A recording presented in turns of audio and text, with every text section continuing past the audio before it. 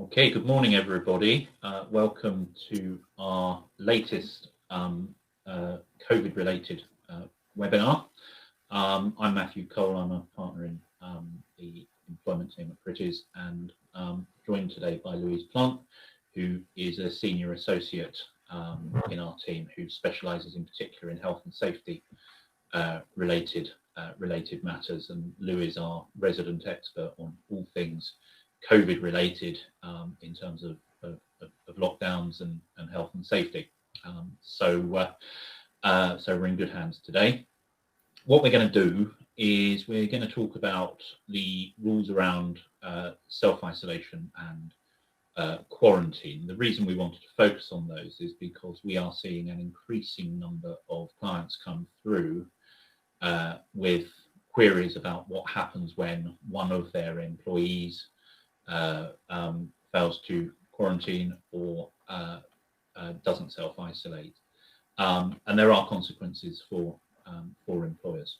So we thought it would be useful if we were to go through the rules, look at the penalties, and then look, and this is where I'll come back into it, is look at the ways in which employers can manage these issues at a practical level. So that's what we're going to be talking about. Lou's going to take us through the regulations, therefore I'm going to pass over to her in a minute. Lou has warned me that this is relatively short, which I'm sure will be welcomed by everyone, seeing as it's the minutiae of government legislation. But Lou has a habit of making these things interesting, so don't worry, you will be informed, entertained, and educated, a la BBC. What we'll do is then pass over to me, but we'll also have some time for questions. So you'll be able to put your questions into the chat box on the screen, and we'll answer them at the end.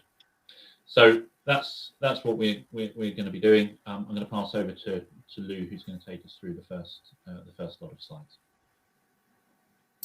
Great, thanks, Matthew. So I'm just going to talk about what we're going to run through today, or what I'm going to cover. First of all, I'm going to talk about the new regulations that have come into force with regards to self-isolation.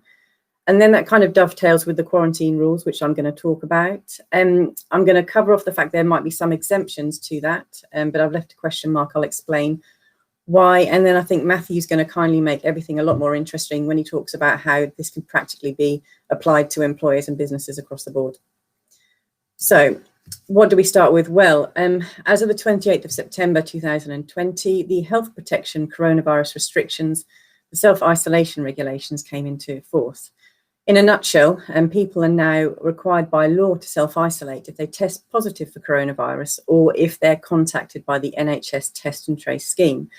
Now, I'll just flag up, that is separate from the COVID NHS app that I think you can download onto your phone. This is if you're contacted by the NHS to say that you've come into contact with someone who's tested positive. And why is this so different? Well, we're aware that over the last few months, there's been a huge amount of guidance, regulation, and documentation come out to businesses and people across the board with regards to how we can deal with the pandemic at the moment. This is slightly different. This particular piece of legislation now, or this particular piece of guidance, has been put into a regulation, which means that it's law now. The other stuff, a lot of the other guidance is just guidance, because they can't apply it to everyone, because we all work in different manners. But this is in particular of importance because it applies to everyone and it is now the law. And not only does this regulation now apply to people in general, there is a specific requirement in that legislation now for employers. And that's why it's so important now that we're aware of this, because basically employers now must not knowingly allow anyone who's meant to be self-isolating to attend the workplace. So what is the period of isolation at the moment that we're dealing with? In a nutshell, again, it's a 10-day period of isolation, and it can run from 3 dates. One, when you first started to suffer from symptoms, if you're symptomatic. The second date is the date that you take a test, that you actually take the test if you think that you might have symptoms or you've been required to go and take a test. And the third one is the date that you're notified, if you're notified by the NHS test and trace scheme that you've come into contact with someone who has tested positive. And if you're in any of those three scenarios, then that person will be required to self-isolate for a period of 10 days. It's worth flagging up, however, that if you are asymptomatic and you've taken a test and it's positive, and then during that period of self-isolation, you start to develop symptoms, unfortunately, you'll then have to restart your period of self-isolation, which I can see could be a bit of a problem. So you've done 9 days of self-isolation. On the 9th day, you come down with symptoms. Unfortunately, you're then going to have to restart your self-isolation from that date as well. Not only does it apply to people who are directly impacted in that respect, in that you've taken a test yourself or you have symptoms or you've been contacted, it also means that if you live with other people, all those other household members must stay at home and self-isolate for a period of 14 days. So that net can be cast quite wide if you've got a big household and one of you is directly affected, as I've detailed in the slide here. The other thing to point out is that if you are contacted by test and trace, or if you go and take the test, you'll have to provide an address at which you will be self-isolating. You're meant to be remaining at that address, but again, there are certain circumstances in which you can leave that address for food, medical assistance, banking and welfare, and there's a number of other reasons, but actually, if you can, you're meant to remain in that house or at that address for the period of your self-isolation. So that's the period that we're looking at, and that's what you should be aware of if, for example, your employees are saying, I need to self-isolate. They're the kind of timescales that you'll be looking at. So what's so important in terms of these regulations, and what are your duties as an employee and as an employer? And it's specifically put into those regulations, which is why it's so important that we're aware of them. First off, for employees, if you're directly affected, Section 8 of the regulations say that if an employee is required to self-isolate and they were meant to be at work during the period of isolation, that employee must notify their employer of the requirement to self-isolate, as well as providing the start and the end date. And that's important from an employer's perspective so that they can plan with regards to where that employee is going to be. So they must notify their employer, and they must notify them as soon as reasonably practicable, and they must provide the dates of the start and the end for the period of isolation. Also, it's put into the regulations again that they need to be informing you as an employer that if they're going to self-isolate before their next due to start work, and that's important as well. But here is the issue, and this is a bit different in terms from employers, and it's this bit that could cause employers to fall foul and to get into trouble, basically, if they don't encourage their employees to self-isolate if they're aware of it. Section 7 of the regulations quite clearly states that where an employer has been notified that one of their employees is self-isolating, that employer must not knowingly allow that person to attend any place other than that where that person should be self-isolating. As I've said above, these regulations are now law, and this is different from the normal guidance. And the reason being is that if you don't comply with these regulations, then you can be deemed to have committed an offence, and it could result in a fixed penalty notice being issued. And that's important from both an employee and an employer perspective. Those fixed penalty notices can be aimed against or given out to both employers and employees if those regulations, and in particular for employers, if Section 7 isn't complied with. The first fixed penalty notice is a fine of £1,000. The second fixed is £2,000. The third is £4,000. And for any fourth fixed penalty notice and any subsequent fixed penalty notice, you're looking at a fine of £10,000. So it isn't an issue that we can just, ignore. If you're told that your employee needs to self-isolate, it's important that you don't encourage them to come to work, and that you allow them to self-isolate at the address that they're meant to be self-isolating. Another point of the regulations that I'll just flag up also is, although I think this is more aimed at employees or people in general rather than employers, if a person contravenes the regulations knowingly, they know that they're meant to be self-isolating, and then they come into contact with other people, or they just don't care that they're coming into contact with other people, there's further fines. The first fixed penalty notice is £4,000, and any subsequent one is £10,000. So again, it's really important that these regulations are known about, and that employers do sit up and listen to these. So what practical steps can we take to make sure that we're abiding by them so that we don't get hit with those fixed penalties? First off, I suggest that you ensure that your employees, and in particular line managers, are aware of the requirement to self-isolate and aware of these regulations and what the ramifications might be if they don't comply. Ensure that employees understand the need to notify you as soon as possible, or certainly as soon as reasonably practicable, if they need to self-isolate, and they provide you with the dates of their isolation. So as an employer, you can plan ahead, you know where your employees are going to be. And then finally, if it's the case that you are notified that an employee needs to self-isolate, either for the period or 10 or 14 or 14 days, if it's a member of a household, the first steps that you could probably take are either, if you can, ensure that that person is able to work from home so that you're in compliance with the regulations. If they can't work from home, perhaps there's an alternative role that that person could do, to enable them to stay at the address where they're meant to be for their period of self-isolation. And finally, if they aren't able to work from home or undertake alternative role, I think Matthew's going to touch on this a little bit more perhaps, but that employee is entitled to statutory sick pay for their period of isolation. So there are steps that you need to be thinking about. Mainly, I think the message has to be, make sure that your employees, and in particular line managers, are aware of the requirements so that it is a straight down the line approach, in that if someone notifies you they need to self-isolate, you do all that you can to assist with that self-isolation. Kind of dovetailed into this is self-isolation for people who have travelled abroad and have returned to the UK. They may also need to self-isolate for a period of up to 14 days when they arrive. You'll probably know that the list of countries that require self-isolation is changing on a daily, weekly basis. I believe Italy and the Vatican were added to the list yesterday, that if you come back from that country, that you'll need to self-isolate for a period of 14 days. So be aware that that's changing at the moment. I had a look a couple of days ago, and I think the Caribbean looks like the best place to go to if you want to travel abroad and come back in and avoid self-isolation. But I suspect that may well change as things change and develop. If you have employees that are going abroad, they should be taking into account the fact that they may well have to self-isolate for up to 14 days when they arrive. If they work from home anyway, then it's probably not a problem, but obviously it's a bit more difficult if that isn't the case, and if the role or the nature of their job means that they can't work from home when they come back from the UK. I think, as I said, I think Matthew's going to touch on that a little bit more shortly. It's worth noting that there are some exemptions to self-isolation when you're returning to the UK. There are some jobs that you don't have to self-isolate if you arrive back into the UK. They range from all different walks of life and different industries: crown servants, bus and coach drivers, postal workers, IT workers, offshore oil workers. The list is quite extensive.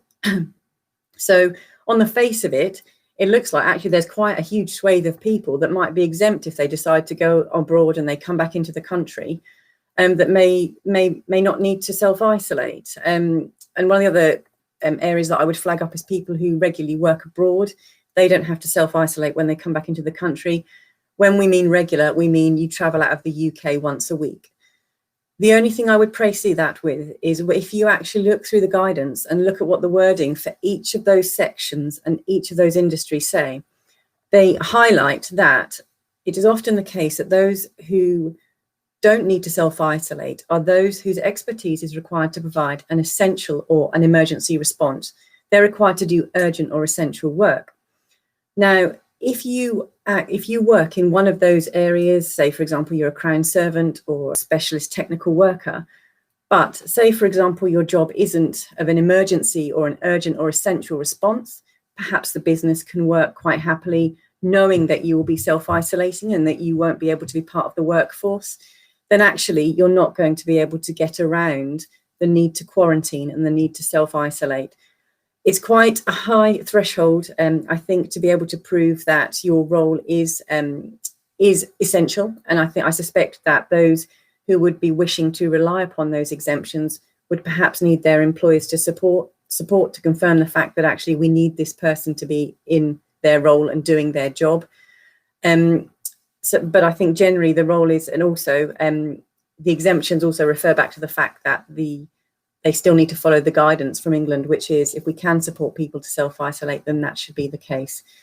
So although, as I said, there are some exemptions and it's worth looking at that, it's a high threshold to prove that you don't need to self-isolate.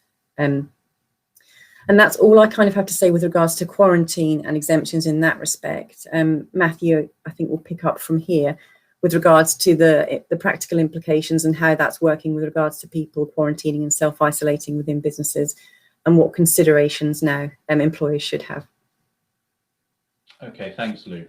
So yeah, I'm going to just look at what we may do in practice with regards to this and how it's playing out. What we know is, of course, that the government has provided very little support for employees who are having to isolate. As Lou mentioned, the SSP rules have been changed, so they apply from day one, and they allow those people who have to isolate because they either are positive themselves or are living with someone who is positive. Then they can claim SSP, which is 98 quid a week. So that's minimal help, perhaps.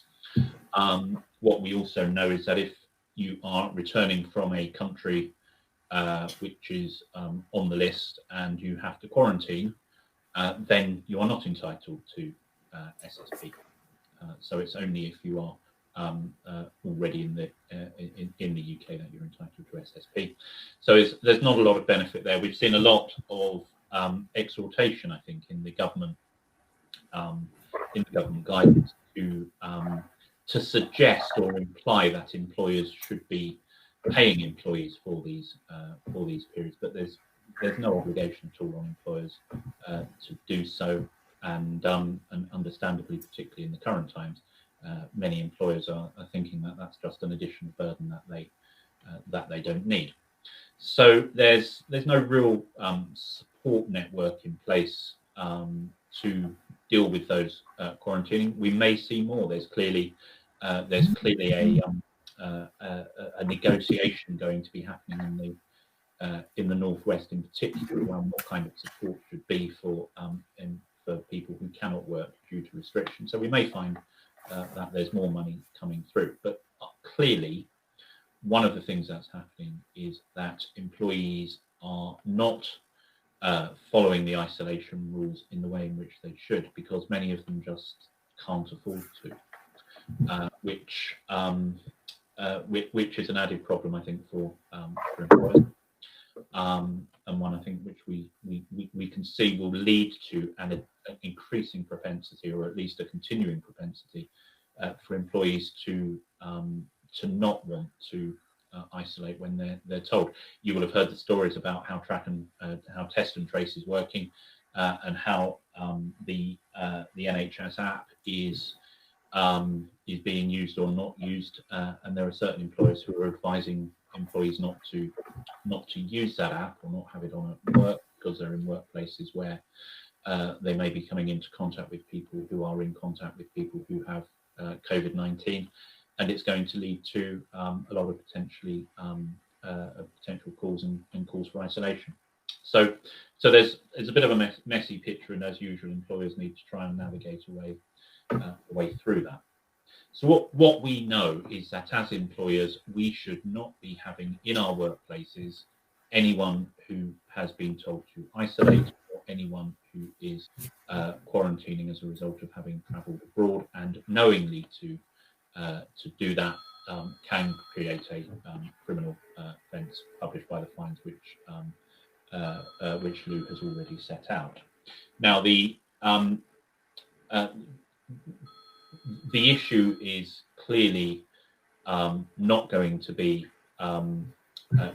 around those areas where we simply could not have known that an employee should have been quarantined, should have been isolating, and was not doing so. If we're not knowingly aware, then we're unlikely to be on the receiving end of the prosecution. The issue for us is more going to come when we do know and have turned a blind eye, or there has been some form of tacit encouragement, perhaps by a hard-pressed manager who's already short of people in a particular area, to work even though they have COVID-19 or should be isolating, or just turning a complete blind eye, perhaps not being honest about the days on which they have returned to the UK after having flown abroad, and there's general knowledge of that, but the effect of that is to cut the quarantine short, and the effect of cutting that quarantine short is to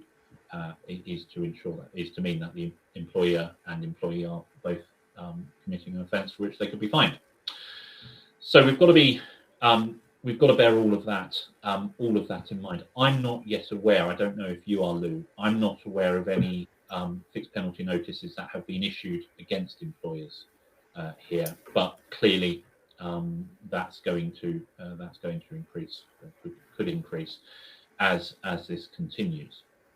So what should we be doing? Well, I think as sensible employers, we should be trying to protect our own position, and we should also be making sure that it's clear to the outside world. It's clear to the authorities in particular, if they are going to investigate potential breaches of the rules, that we have done our best to ensure that employees do not work.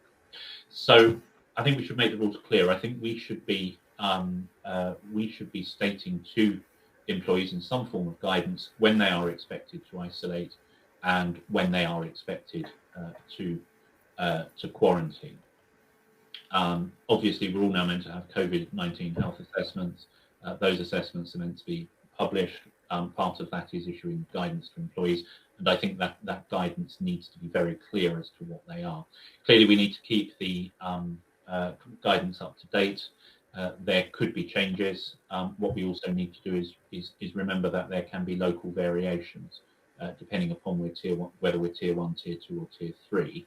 So we need to keep an eye on it, and we need to be prepared for that guidance to change. But I think keeping an eye on it and setting out to employees what is expected of them if they test positive, if they live with someone who tests positive, if they are contacted by test and trace, or if they have been abroad, is important. Certainly when we're looking at quarantining, I think we need to be, and I think the obvious place to put that is in the holiday policy, in the leave policy. And I know of some employers who are putting details of that at least on the bottom of a holiday request form, now making it absolutely clear to employees that they understand that there is going to be an obligation to quarantine. So I think that's the first thing we need to look at, making sure that we're absolutely clear and that we put something in writing to these employees. I think we also need to put something in writing to managers, and managers need to know that they should not turn a blind eye to any of this. Holidays is clearly one of these emotive issues, and it's particularly emotive at the moment. And I think the reason it's particularly emotive at the moment is because so many of us have gone such a long time without holidays as a result of this, and also there is a lot of chopping and changing going on. People are cancelling holidays at short notice, either because someone they were going to go with cannot go now, or because they were looking at going to a place which is either on the quarantine list or is in some form of lockdown. So there's a lot of changes going on, and it has become an emotive issue. But I think what we need to be as employers is very clear about what our holiday policy is and what we're saying, and also that it can be applied consistently. Many employers have maximum holiday periods, often 2 weeks, no more. That doesn't fit in particularly well with employees who are having to quarantine on their return from holiday. So are we changing maximum holiday periods?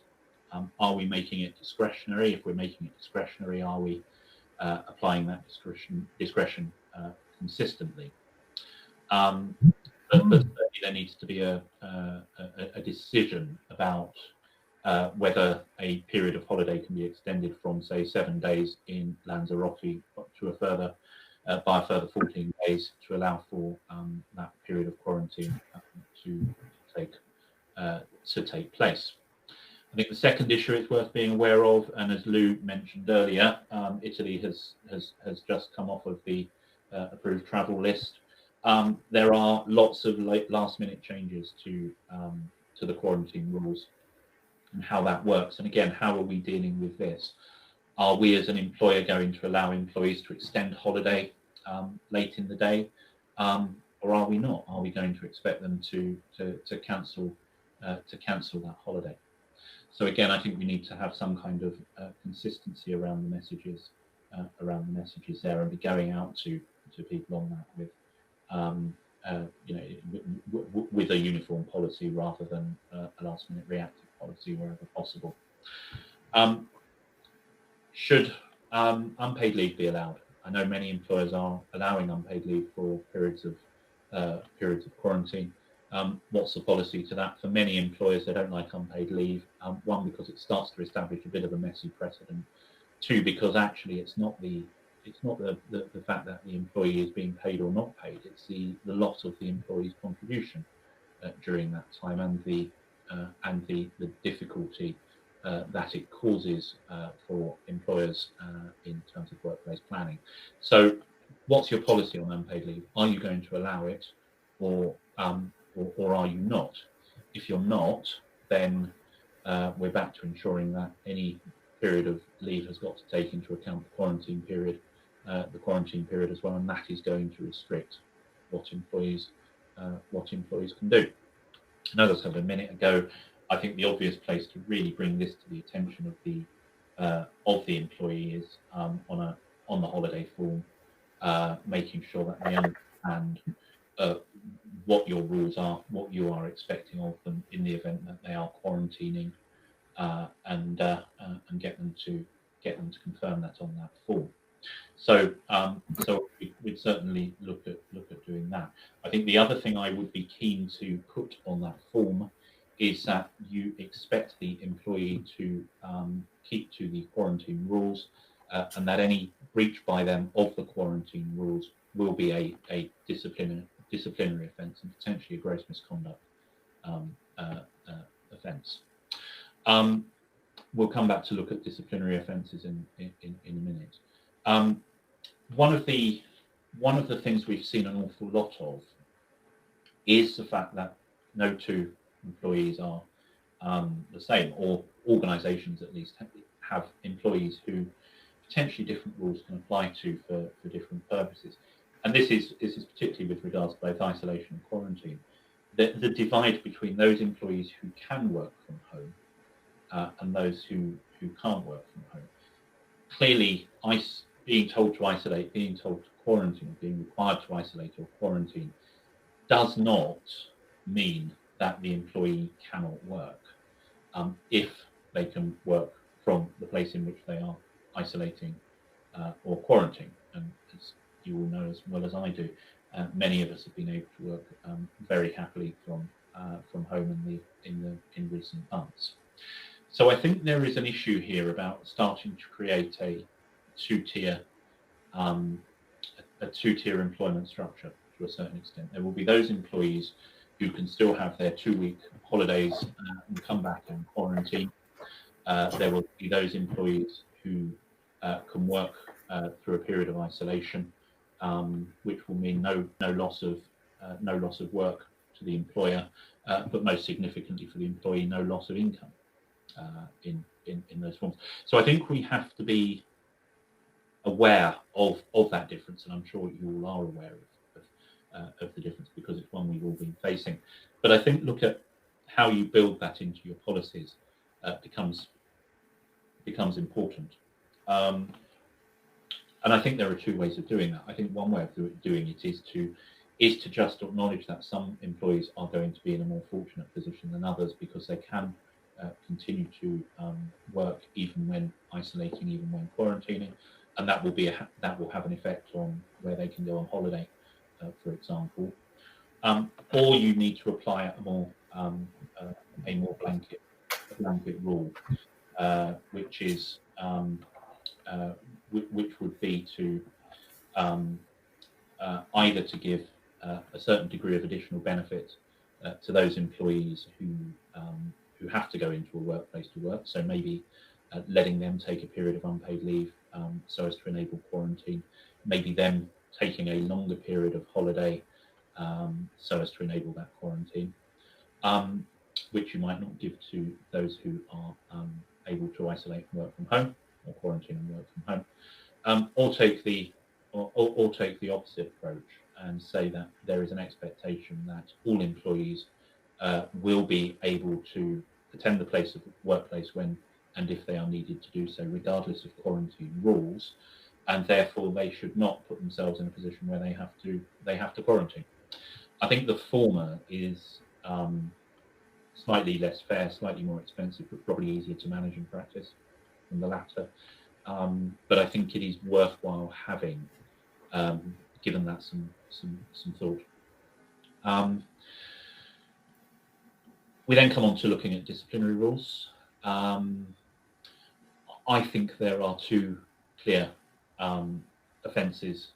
The first is early return, either from a period of quarantine or isolation, and the second is a failure to declare the need to isolate or quarantine. And as Louise said before, it's now an obligation in the regulations that employees who are required to do so confirm that to their employers. So I think that's those are both potential disciplinary offences. I think the question we've been asked recently is how serious are these offences? To what extent can we regard them as being either serious misconduct, perhaps final written warning territory, or gross misconduct? And of course, as you know, gross misconduct is really just kept for those most serious of offences which allow you to dismiss without notice. I think my take on this is that anyone who brings a risk into the employment environment, and here there are two risks. The first is a risk of exposing your employer to a fine, and potentially quite a significant fine. And the second risk is workplace infections. I think if you have an employee who is causing either of those two risks, then potentially it can be gross misconduct. And I think if an employer wants to treat it as gross misconduct, then they can potentially do so.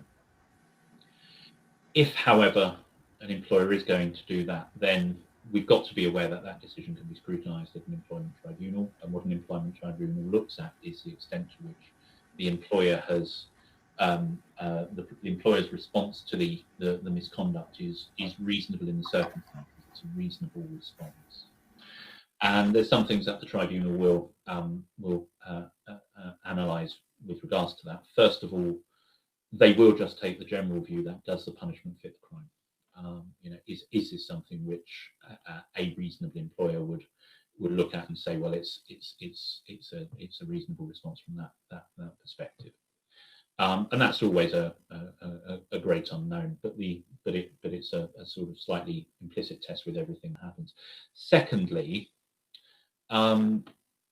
tribunals expect to see that the employer has brought the necessary rules and the seriousness of breaching those rules to the attention of the employees. So if you are going to treat it as a misconduct offence, and certainly if you are going to treat it as gross misconduct, then you need to make that absolutely clear to employees.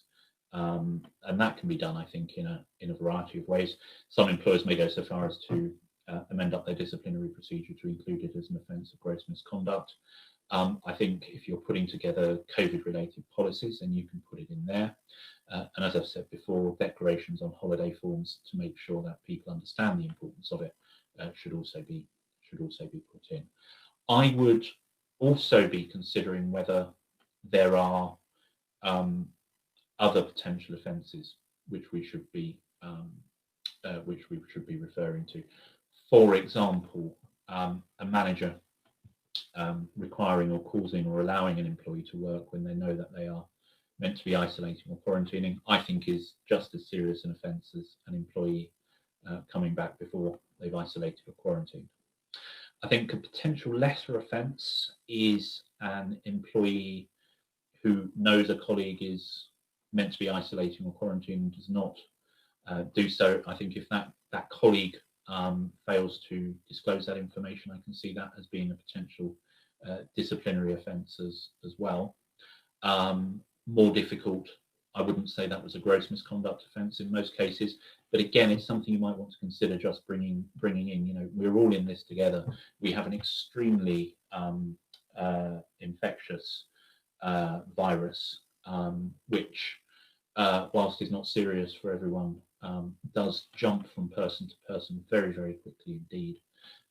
And getting every employee to recognise their responsibility, I suspect, is something that many employers will want to do. So there's some other offences there that we may also want to set out, but it's worth just considering what they are, and making sure that's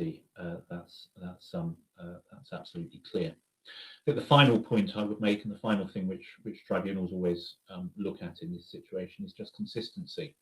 How have you been applying the rules?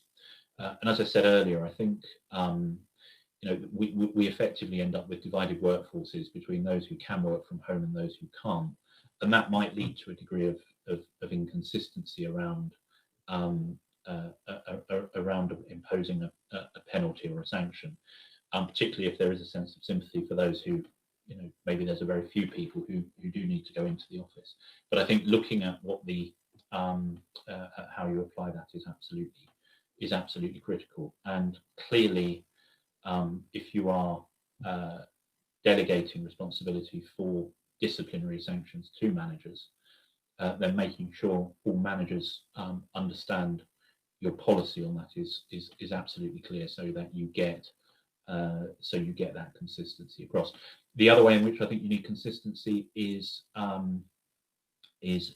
via the is geographically, and it may be that some of you have workforces that are working in areas which are under greater restrictions than East Anglia currently is, for example, and there may be other ways in which you as an employer are expected to adhere to the rules in terms of times at which your venues stop serving, for example, and it may well be worth putting in a more general disciplinary offence of failing to adhere to local COVID-related measures as well. So there's a lot to think about, but I think it's, you know, it's common sense stuff. You know, we've really got to be putting this, you know, thinking about this, planning for it, putting it in writing, being clear with employees as to what is expected, and then following through in terms of the response to any breaches of the rules. So on that note, I'm going to finish up. We've left some time for questions. I can see there are some questions coming in.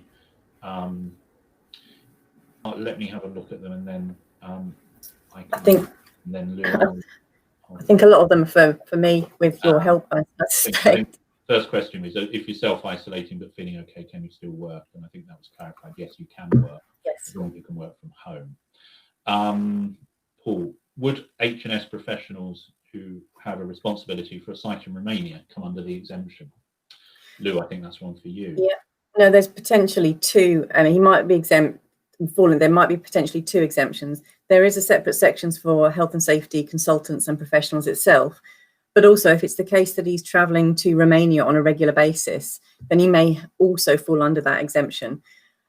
You'll have to have a look at the specific guidance, or I can have a look for you if you want me to do that. And it's on the government website with regards to exemptions from coming back from quarantine. I think he might fall into two of them, but as I said, beware. If it's the case that he can do his job from home, he doesn't actually need to travel to Romania, for example, it's not essential or it's not urgent, then he may fall foul of those exemptions. But yes, potentially, I think is probably the answer to that question there. I think there needs to be an audit trail for that as well, don't you think, Lou? Yeah, I think you'd need evidence to confirm that that is a necessary part of their job, that they have to travel to Romania, in which case they may well fall under one of those exemptions. Yeah. Okay, next question from Natalie. My old employer is saying to employees that if they choose to go to a country on holiday that requires quarantining, they will terminate their employment. Is that legal? Good question. I think, what do I think? I think it goes back to basic unfair dismissal law, as a lot of this does, which is, does the punishment fit the crime? My instinct on this would, in general, be no, it doesn't, because I think it's difficult to see how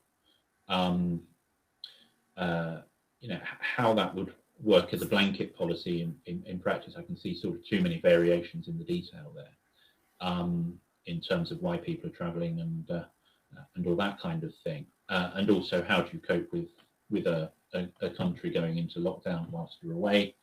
And I can also see, back to the consistency point, that there may be one rule for some and one rule for others. And what happens if it's going abroad for a funeral rather than a holiday, for example? So I think there's lots of reasons why it would be practically very difficult to enforce that. I think if an employer did want to go down that route, and like I say, I think my advice to anyone who did would be not. If they did want to go down that route, my advice would be, you've got to be very, very clear. And I would also be saying you've got to introduce it with a degree of notice. So, working on the fact that employees book holidays well in advance, you would, it seems to me that it would be unfair to necessarily sanction an employee who's already booked that holiday, paid for it, and would otherwise have to lose it, particularly when there are alternatives such as agreeing with them that they will be working from home or they will be on unpaid leave for a period of time after. So I think that's a difficult blanket policy to put in place. Next question. I've tested negative, but my employer is insisting I isolate for 2 weeks on SSP. Is this right? I think it depends upon why you have had the test in the first instance. If you have tested because you have been contacted by Test and Trace and told that you've been in contact with someone who's got COVID, then the fact that you've tested positive means that you do not need to isolate. If, however, you have had a test because you are in a bubble or in a household with someone who has tested positive, then you are expected to isolate for 14 days, even if that test is negative. So on that basis, you would need to be isolating, and I think that then is right. The question of SSP is a more difficult one, because a lot of it depends upon your employer's sickness policy. If your employer does not guarantee or have a contractual obligation to pay sick pay over and above SSP, then probably SSP is all you're entitled to. If, however, your employer is requiring you to isolate and you would normally be entitled to sick pay, then I think they've got more of a difficulty in expecting you just to remain on SSP. And I think if there is no reason why you need to isolate, your employer is just doing this either because they are ignorant of the rules, or alternatively just they are overly cautious about these things, then I think it could be a case where they're obliged to pay you. I think you could say, well, I'm ready and willing and able to work. You're the one who is not giving me work to do, therefore you've got to pay me. So I think it will depend upon the precise circumstances. But if you are not required to isolate by the regulations, then I think arguably you can work and arguably you should be paid. Next question. Just to be clear, if a family member in your household is contacted by Track and Trace, they self-isolate for 10 days. but you don't have to unless they or you develop symptoms. Louis, you... My understanding is that if you're contacted by test and trace, or a member of your household is contacted by test and trace, and they are told that they need to self-isolate, and they live with other people, that household also has to self-isolate for a period. Well, the household has to isolate for a period of 14 days. And that's my understanding from the legislation. I think that's right. Although I think my understanding is test and trace don't necessarily tell you to self-isolate. They tell you to go and get a test. And it's only if that test is positive that you then have to isolate. There's recommendations as to what you should be doing prior to getting that test, which is trying to keep yourself away from people. There's some guidance which suggests you notify your employer accordingly, but it's only when you've had that test, if the person is not in your household, that you have to isolate if that test is positive, or you develop symptoms. But if you're contacted by test and trace, you get the test is negative, and you don't have symptoms. And my understanding is you don't need to isolate. If you have maintained social distance, however, someone in your workplace tests positive, do you have to self-isolate, or do you wait to be contacted by track and trace? I think it's the same. It's the same again, which is if you're not in the household with someone, if you're not testing positive yourself, or you do not have symptoms, then you do not have to isolate. That's right. The only thing I would add to that, however, is that if your employer has a COVID policy in place, that if someone within one of their employees becomes positive, that means that everyone should self-isolate, or they should be taking steps. I think we need to bear that in mind as well, that although at the moment the regulations don't apply in those circumstances, that you would help to self-isolate, I think you then fall back to the employer's health and safety policy with regards to what to do in a situation where one of their employees test positive. And it might be that actually that employee's policy says we want people to self-isolate who have worked in that area. And so that might be the only sort of difference there. Yeah. Although again, I think, and this is clearly a point which is going to be debated in the future, if the employer says, well, I've got COVID secure measures in place, which they should have anyway, then you could say, well, then you don't need to, then the employer doesn't need that policy. And that brings us back to the question we got earlier, which is, well, at what point then do I lose my wages, for example? So there's a lot of complications around that.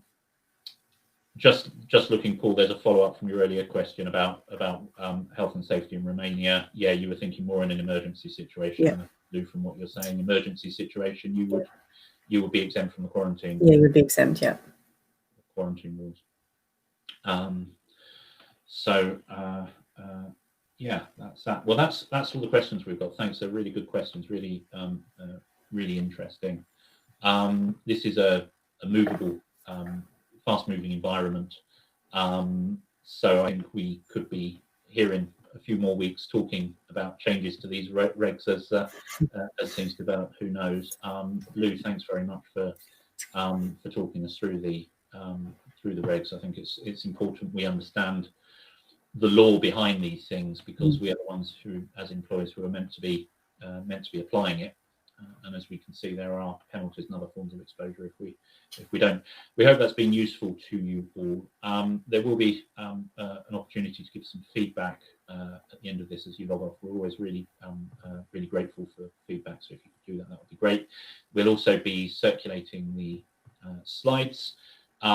If anyone has any preferences for what, or suggestions as to what we might talk about in the future, then again, please let us know, because they're always gratefully received suggestions as well. But thanks very much, everyone, for tuning in.